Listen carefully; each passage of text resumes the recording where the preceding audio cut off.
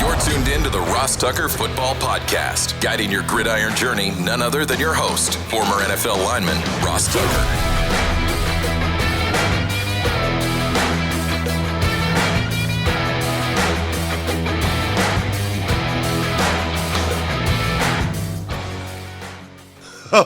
Oh, yeah, it is.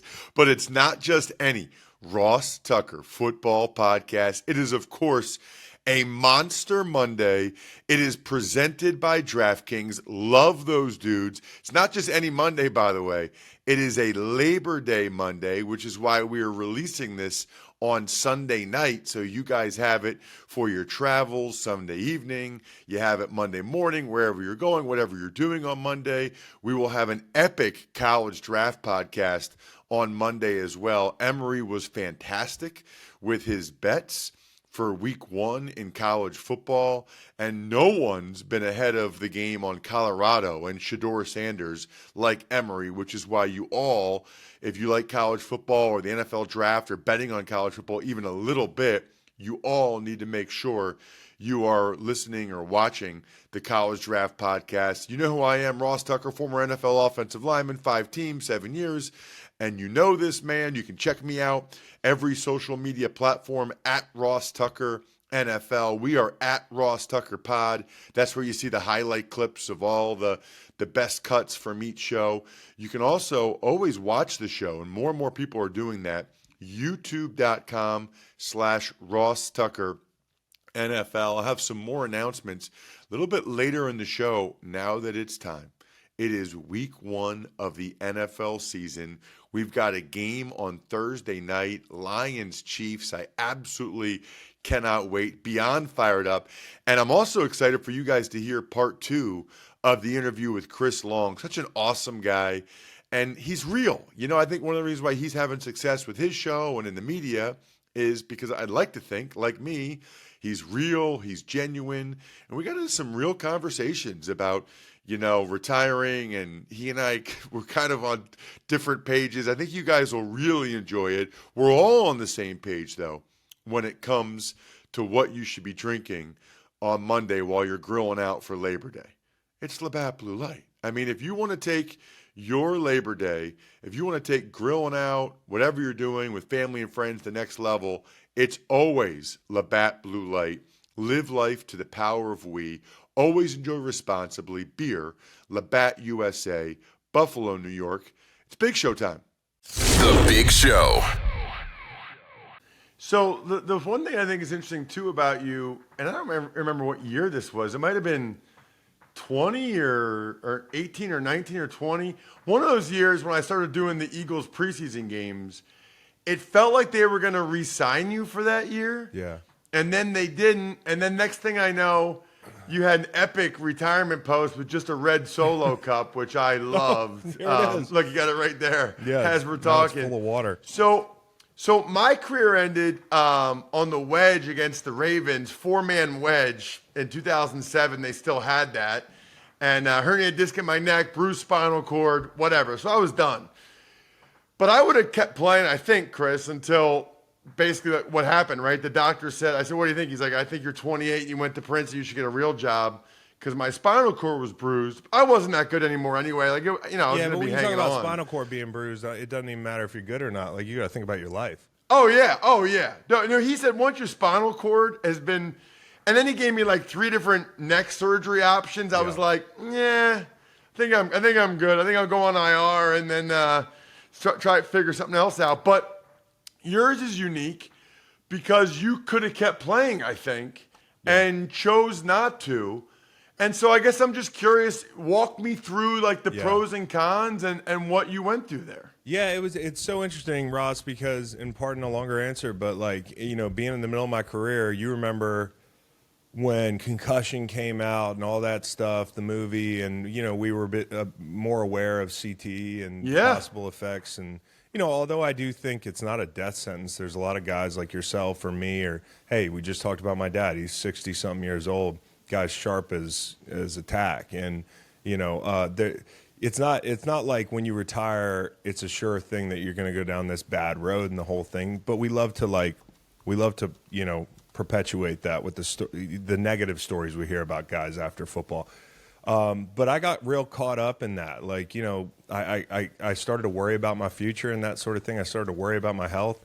So I had it in my head pretty early that I wasn't going to play past like 34, for a few reasons. Number one, because I wanted to be there for my kids. My dad, and he said this. He's like, dude, I'm sorry. The first 8 years of your life, I wasn't there the way I could have been because, as you know, as an NFL player, even if you're present, you're not present.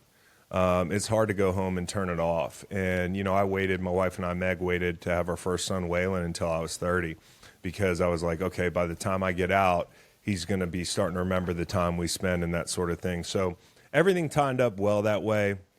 When I got cut in St. Louis, ended up in New England, I was kind of at this phase in my career where I was like, okay, it's only about winning now.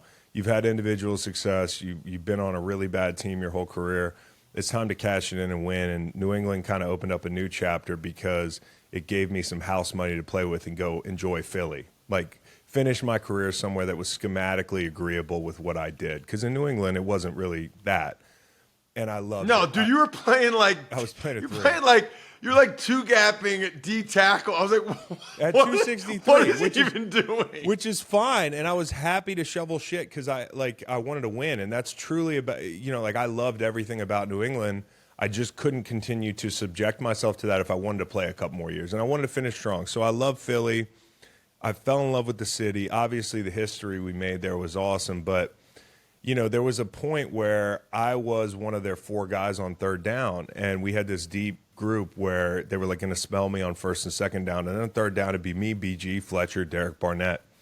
And Jim wanted to have some younger guys in, and he wanted some first and second down guys that could also stay on the field on third down. So he picked an interior dude, and I can't remember who it was, but basically it was like him or me. And I wasn't going to get cut, but they were going to tell me, hey, you're probably going to play like 10, 15 snaps a game. And I love football in a way that I love playing the game. There's no reason to subject myself to all that if I'm going to play 10, 15 snaps a game because I was still playing at a pretty high level, I thought. And, after that year, I got some calls from like, Seattle and like some out west teams, but I didn't want to move my family. So I just said, you know what, like, I don't want to start over. I don't want to lose. I've tasted what winning's like. I think this is a good place to end it. And I decided to retire. And then honestly, Ross, like I've told this story before, but the first fall out, that guy that they chose over me got hurt. And he got hurt like the first game. So I immediately hit up Roseman and I was like, hey, I know we talked about this scenario. Should I get ready? And he was like, yeah, start working out. So I worked out for like 3 weeks. I didn't have camp. I was hell-bent on coming back. I felt really rejuvenated. First time in my life I actually got some vet days, by the way, of like retiring and missing an entire camp. And I trained, I came back, I met with Jim. I almost came back. I almost came back in 2020. I think it was after the Packers game. And I decided at the last second it just wasn't for me. The situation wasn't right. And boy, was I thankful I didn't come back because that 2020 season was awful. That was the year Carson was struggling. He didn't have anybody to throw to. I think he got hurt in the playoff game against the Seahawks. Clowney gave him a concussion. And I'm just sitting there at home thinking, man, like you have been making some good decisions, man. Like New England in free agency, Philly in free agency, and then I'm going to get off the bus before this 2020 season. So the whole thing for me was I never wanted to play poorly. I never wanted to go out playing poorly. I wanted to go out as a guy that the young guys were like, it wasn't a burden to have him on the team. It wasn't awkward. It wasn't like it's time to go. And I felt like I was a part of a group in Philly that I played a good role, and it was a good one to end on, and that was it. We mentioned Red Solo Cups earlier. Chris has one there. If you want to take this weekend to the next level, drink some Labatt Blue Lights with your friends, live life to the power of we. Always enjoy responsibly, of course. Beer, Labatt USA, Buffalo, New York. So it's so funny, Chris. I have a lot of respect for you on so many levels, but I like the thought process. I had heard that before about you didn't just want to play 10 to 15 snaps. and you wanted to play some first and second down, like you wanted to be all in. Like, so from my perspective as a guy that wasn't a high pick and didn't make a ton of money, like the idea of getting another year but only having to play 10 to 15, that sounds incredible. Like, when I first heard that, I was like, what? He's not going to play because he wants to play more snaps at like year 14 of his career? I thought that was, I got to be honest with you, dude, I thought that was the dumbest thing I ever heard. Well, I think for me, I got lucky, man. Played well in college, played well, year 3, 4, 5. So I got my big contract. I got my rookie deal. So I've always had like financial freedom, and I just always want to do things my way. And I think I've always held myself to a standard that was higher because of what you just described. Like, I'm used to being under a lot of pressure, being a high pick, being Howie's kid, being whatever. I don't ever just relax. I'm not saying a guy relaxes when he's like, I'm going to play one more year and be the swing tackle, or I'm going to be the first and second down interior guy who gets 15 snaps a game. I know that's not easy, but for me, it would have been really hard because I was constantly. I get that. It's hard to go from being the man to being like a role player. Yeah, it's hard because like in the meat of my career, I was the man, and me and Robert were the dudes, and I was a double-digit guy, and captain of my team, and it wasn't like I was like, my ego needs this, but my standard for myself has changed, and once that standard is met, like, even as you get older and injuries and age catch up, like, you're never okay with not being that guy.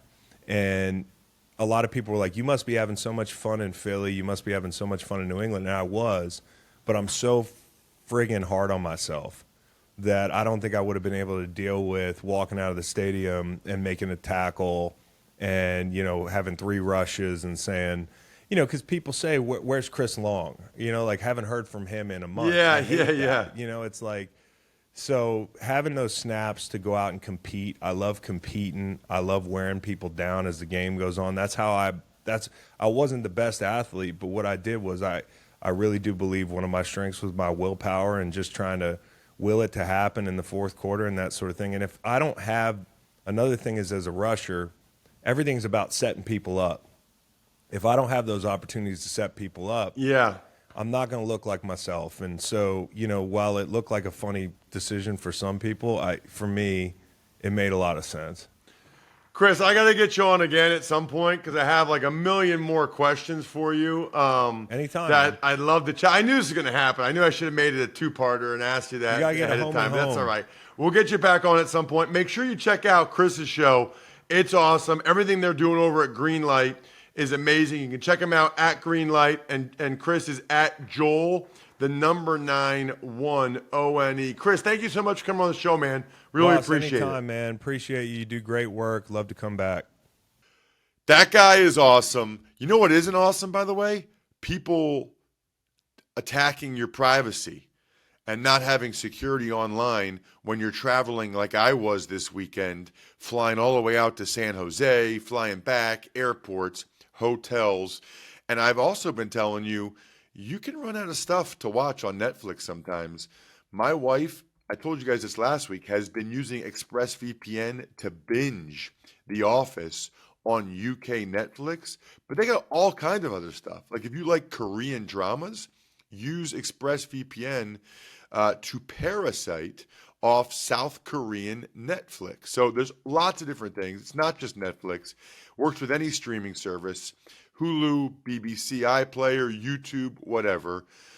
Yeah, ExpressVPN also works on all your devices, phones, media consoles, smart TVs, and more, so you can watch what you want on the big screen or on the go. If you want to get access to hundreds of new shows, go to expressvpn.com/Tucker right now, and you can get an extra 3 months of ExpressVPN for free. That's expressvpn.com/Tucker, expressvpn.com/Tucker to learn more. Tuck's Takes. All right, Ross. We'll start the Vikings. They signed tight end TJ Hockenson to a long-term deal, making him the highest-paid tight end in the league at $17.25 million a year. Two thoughts on the TJ Hockenson contract with the Vikings. Number one, yet another example of a hold-in working. Hockenson wasn't really practicing until he got the deal. He didn't get fined a single dollar. He was there in the meetings. He didn't miss anything. He didn't get fined anything. He didn't take any injury risk, and he got his money. Well done. Hold-ins are what people should do. The second thing is, and I know longevity and injuries are a part of this, but as it relates to the whole, running backs don't matter and all that stuff conversation, you will never, ever convince me that TJ Hockenson is more than twice as valuable as Dalvin Cook, or that TJ Hockenson makes more than twice a difference in the outcome of games as Dalvin Cook. I don't believe that, and you'd have a really tough time convincing me of that. Another market resetting contract, the Dolphins make Alec Ingold the highest paid fullback in the AFC, and they also put Jeff Wilson on the PUP. I don't even know, Jack, if I knew that Jeff Wilson was banged up. That was interesting to me when the Dolphins put him on the PUP. But what it kind of tells me is, especially for fantasy folks, and we'll be all over that on the Fantasy Feast with Joe Dolan on Wednesday and Thursday. But, man, that's good for Raheem Mostert for the first 4 games and good for Devin Achane the first 4 games, the rookie from Texas A&M. No Jeff Wilson means that those two guys are going to get the lion's share of the touches. As for Ingold, what I find so interesting about that, he's still not getting paid more than Juszczyk out in the NFC for the Niners, but most teams still don't have a fullback. Most teams still don't really believe in having a fullback. Yet, isn't it interesting that some of the best offenses, some of the best teams in recent years, the Niners, the Dolphins, we talked about that with Greg Cosell last week, how much he loves the Dolphins offense. He was like waxing poetic. They have fullbacks. Interesting. It's something that makes you think a little bit, right? And I'll tell you why. Number one, most guys aren't used to going against fullbacks. So it adds an element schematically that the defenses don't see a lot. And then the players, the safeties, the corners sometimes, the outside backers, they're not used to taking on fullbacks. They're not used to knowing how to fit some of those runs with a fullback. So there's a lot of value in what some of these fullbacks represent. And obviously the Dolphins feel that way about Alec Ingold, making him even higher paid than Patrick Ricard out there with the Baltimore Ravens, who I don't even know how much the Ravens are going to use Ricard right now. Here's what I do know. Did the game go to timeout? It's time to order on Doordash. Wait, is it halftime? That's ordering time. 2-minute warning? You got it. That's your cue to order in. Get everything you want delivered while you root for your squad. Yeah, that means burgers, fries, drinks, you name it. And if you have a Dash Pass membership, you can get the new Wendy's loaded nacho cheeseburger delivered. Yeah, right now, the loaded nacho cheeseburger is exclusively available with Dash Pass at participating U.S. Wendy's for a limited time. Texans signed running back Mike Boone and linebacker Corey Littleton. I got to say, by the way, Jack, between Labatt and Doordash, our sales folks are killing it, man. These are the type of advertisers I like. This is my wheelhouse right now. Doordash and Labatt. Thank goodness somebody clearly listens to the show or gets the show. Makes me happy. What did you even say? Oh yeah. So Texans signing. I think for the most part this will be over now until after week 1. Some guys will get signed after week 1 because if they're on the opening day roster in week 1, their salary is guaranteed if they're a veteran in their 5th year or later. So some guys will get signed after week 1 now at this point, but some teams don't really care about that, and they're like, no, we want these guys on our roster now. And for the Texans, that was Mike Boone and Corey Littleton. The Patriots claims Matt Corral off the waivers from the Carolina Panthers. They did, and they're getting a lot of praise for that, and that's fine, because remember, they're the ones that traded the pick originally, Jack, to the Panthers so the Panthers could draft Matt Corral.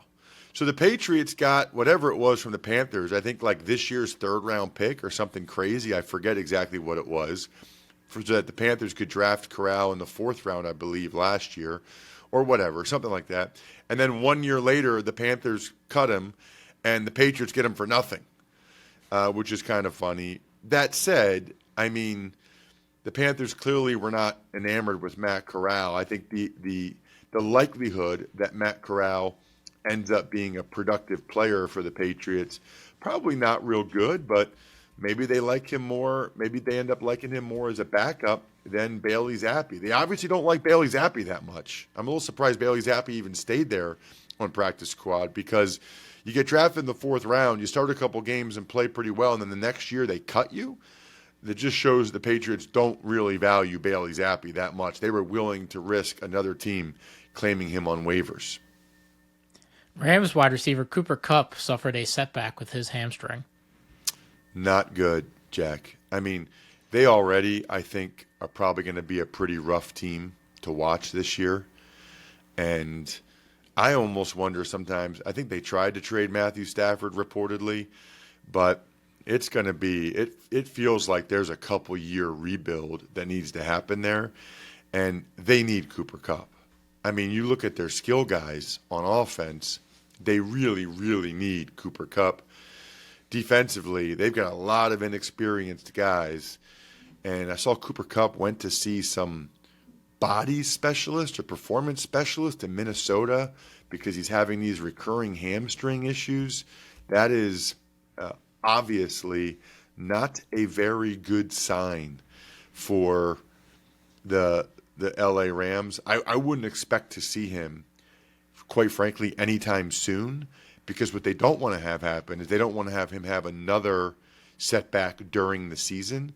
So they're probably going to wait until they feel confident he's like 100% ready before they put him back out there in a game. So I wouldn't expect, if you still haven't done your fantasy draft yet, I wouldn't expect Cooper Kupp to play the first couple games, at a minimum, to be honest with you. Bucs wide receiver Mike Evans' agent, he sets a September 9th deadline for a new contract. So I think I'm going to make this, Jack, my Labatt take of the week, just because I don't know what takes I'll have later in the week, and I feel pretty strongly about this one on a couple different levels. As a reminder, the Labatt take is presented by Labatt Blue Light, the pristine Canadian Pilsner. Enjoy your beers together so you can live life to the power of we. Always enjoy responsibly.